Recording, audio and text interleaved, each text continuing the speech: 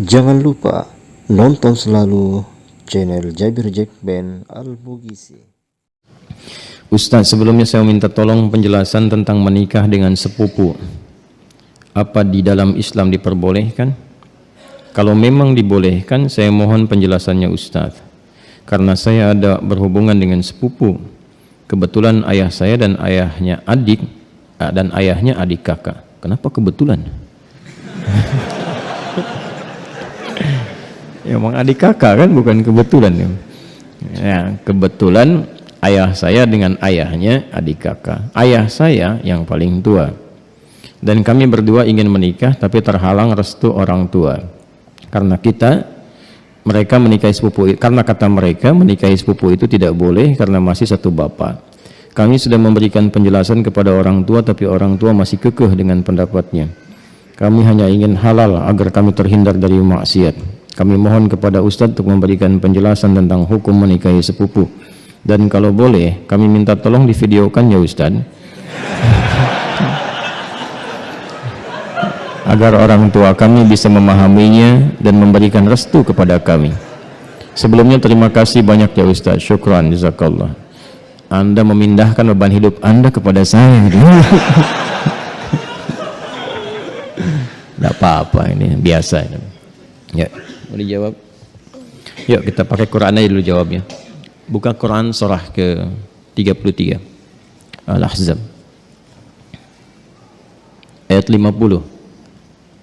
Quran surah 33 ayat 50. Tolong diambilkan kursi satu lagi. Biar duduk. Kursi satu lagi. Minta kursi. Ada? Kita langsung aja ya supaya nggak terlalu panjang. Hukum pernikahan dengan sepupu. Ada sepupu, ada keponakan, beda ya. Baik. Ini kan kasusnya begini. Ada adik kakak, ya. Kemudian masing-masing punya anak, kan? Anaknya ini saling punya rasa, ya, saling mencintai. Baik ya? Masih ingat yang pernah saya sampaikan? Bukan 2 tahun lalu, kemarin malam Jumat, ya. Baik ya? Dan rasa ini ingin disalurkan dalam bentuk yang halal untuk pernikahan. Menikahi yang yang dicintai, menikahi yang dicintai itu harapan. Tapi mencintai yang dinikahi itu kewajiban. Jelas? Baik ya? Nah, sekarang ada harapan enggak untuk menikahi yang dicintai itu? Dia punya rasa cinta antara sepupu ini, ya, anak dengan anak, maka boleh enggak hukum nikahnya? Yuk kita lihat di Quran ya, surah ke-33 ayat 50. Ada ayatnya dibaca? A'udzubillahi minasyaitonirrajim. Bismillahirrahmanirrahim. Ya ayyuhan nabiyyu inna ahlalna laka baik azwajaka allati ataita ujurahunna wa ma malakat baik yaminuk mimma afa Allahu alaih. Setelah itu wa banati ammika wa banati ammatika wa banati khalika wa banati khalatika. Terus ya, sampai situ dulu karena sesuai pertanyaan. Baik kan? Wa mar'atan mu'minatan in wahabat nafsaha lin nabi ya. Nah, itu nanti diteruskan ayatnya kemudian. Yuk kita lihat. Saya berdiri sebentar untuk menggambarkan dulu ya sejenak. Wahai Nabi sallallahu alaihi wasallam, dengan keagunganku kata Allah, dihalalkan bagimu untuk menikahi perempuan-perempuan yang kualifikasinya dibenarkan secara agama. Terus ya, sepanjang engkau siapkan pula, ya, mahar yang engkau siapkan, kemudian juga dibolehkan dengan kualifikasi-kualifikasi tertentu. Jadi dalam pernikahan itu ada yang tidak diperkenankan menikah, ada yang dibolehkan menikah. Nanti yang tidak diperkenankan diantaranya di ayat ke-23 surah keempat itu, surah An-Nisa ayat 23. Ayo yang jomblo fisabilillah tuh dituliskan dulu itu ya. Ada berapa kualifikasi itu, nanti kalau cari-cari jodoh jangan memaksa pada yang itu ya, itu yang tidak boleh. Hurrimat alaikum ummahatukum, ibumu nggak boleh ya kan, kemudian juga saudarimu nggak boleh ya kan. Nanti ada kualifikasinya sampai dengan yang ke bawahnya ya, atau kurang lebih ada 11 yang disebutkan di situ. Itu yang tidak diperkenankan. Nanti ayat 12-nya sebagai tambahan. Jadi yang ayat 23 itu yang disebut dengan mahram. Ayat 24-nya istri orang.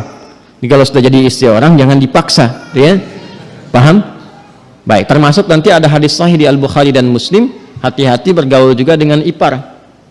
Ya, karena itu bisa menanamkan panah-panah setan, ya, menghadirkan dalam jiwa itu benih-benih seperti rasa suka. Itu hati-hati, bisa jadi pengantarnya curhat.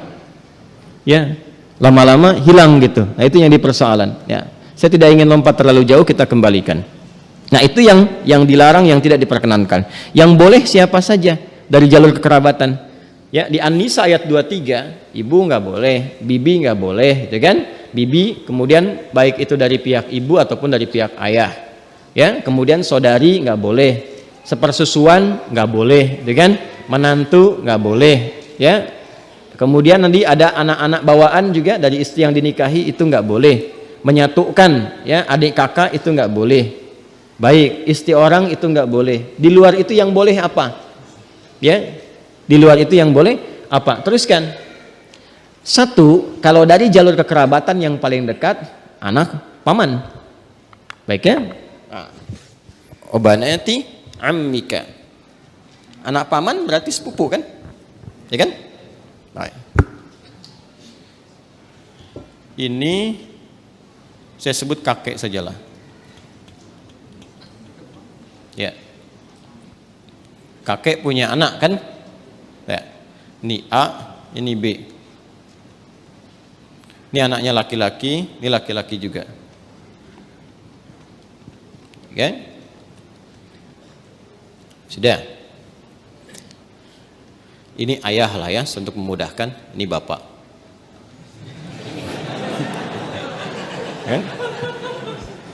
Kan punya anak kan? Berarti jadi ayah. Itu punya anak berarti bapak. A-nya apa? Ayah. B-nya bapak. Jelas? Nah, ini punya anak. Baik ya? Ini X. Yang ini ya kan? Ini Y. Baik. Yang ini perempuan Y. Yeti misalnya kan? Ya. Ini Safi. Ya. Kalau dia punya anak beberapa misalnya Safi, Messi, misalnya siapa lagi ke bawah misal. Ini laki-laki. Ini perempuan. Nah, ini sepupuan kan? Ini kan? Ya, halo? Ini dengan ini sepupu ya? Baik. Nah, ini Yeti dengan Safi ada rasa saling mencintai. Ingat, mencintai dengan menyukai itu berbeda. Suka, semua bisa disukai, tapi tidak setiap yang disukai itu harus mencintai. Jelas ya? Baik. Sama dengan begini, tak kenal maka tak bukan ta'aruf. Ya. Karena tidak harus yang dikenali itu disayangi. Anda kenal istri tetangga, apakah harus sayang padanya? Tidak kan? Paham ya? Baik. Jadi kenal itu tidak harus sayang. Halo? Paham? Nah, tapi kita menyukai siapapun harus suka dalam konteks kebaikan. Tapi tidak selalu yang disukai itu harus dicintai. Cinta itu diikat dengan nilai-nilai yang baik. Karena itu bagus pertanyaannya, ingin tahu rambu-rambu agama supaya tidak keluar dari nilai-nilai itu, supaya tidak masuk dalam jerat-jerat setan. Apa hukumnya kemudian kalau ini ingin menikah dengan ini? Ini ada anak paman nih. Ini kan kesini paman kan? Ya kan? Ini ada anak pamannya nih, anak pamannya. Apa hukumnya kalau saya ingin menikah dengan anak paman? Maka dijawablah kemudian di Al-Ahzab tadi di ayat yang ke-50. Wa banati ammika wa banati ammatika. Ya, wa banati khalika wa banati khalatika. Am itu paman dari ayah. Khal paman dari ibu. Ammah, ammatun ya, itu bibi dari ayah. Jadi ayah misalnya punya saudari perempuan. Bibi kan? Ya. Baik, ibu kan punya juga ya, saudari ya. Nah, dari ibu itu disebut dengan khalun dan khalatun, dari ayah disebut ammun dan ammatun. Jelas? Baik. Jadi hukumnya kalau ingin menikah antar sepupu boleh-boleh saja karena ini bukan mahram. Ya. Jelas? Sampai sini boleh. Kalau ditanya apakah boleh menikah antar sepupu? Boleh. Sepanjang tidak ada sebab-sebab lain yang mengharamkan itu. Apa sebab-sebab yang lain? Ini hukum asalnya boleh. Tapi nanti ada sebab-sebab lain yang menjadikan terlarang. Misal, ini hukum asal boleh, tapi ternyata ibunya Safi misalnya saat Safi lahir, ASI-nya macet. Maka minta kepada ibunya Yeti untuk bisa di-share ASI-nya. Ya kan? Halo? Ada yang salah? Share, like, and comment, ya kan? Baik. Kalau ini kemudian mendapatkan ASI yang sama dari ibunya Yeti, ya, di sini ada ibu misalnya. Jadi saudari atau saudara sepersusuan. Dia walaupun sama-sama sepupu tidak menjadikan keduanya boleh menikah karena ada hubungan mahram birradha'ah. Tapi kalau di luar itu aman misalnya, bukan saudara atau saudari sepersusuan dan tidak ada faktor-faktor lain yang menjadikan ini terhambat, maka boleh-boleh saja. Tidak ada masalah di situ. Jelas? Sekalipun ada kebolehan, tapi tetap ditempuh dengan cara yang terhormat. Ya, jadi tidak boleh misalnya kawin lari, capek, sambil lari nikah gitu kan?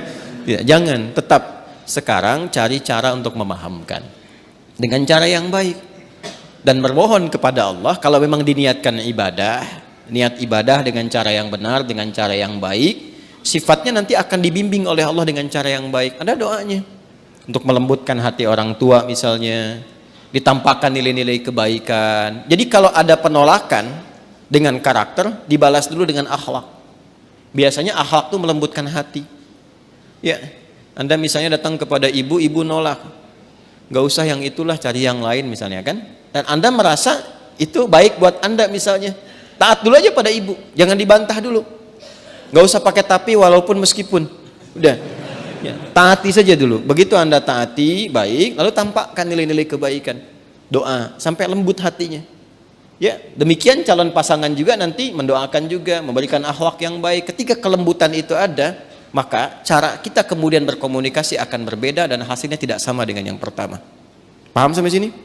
Baik. Jadi jangan bergantung ya yang bertanya pada video ini untuk dibawa kepada orang tua. Ya. Ini jawaban Ustadz Adi misalnya, tidak ya. Bagi saya tetap hukum aja yang didahulukan. Ini hukumnya boleh, tapi akhlak itu yang diutamakan. Paham sampai sini? Baik.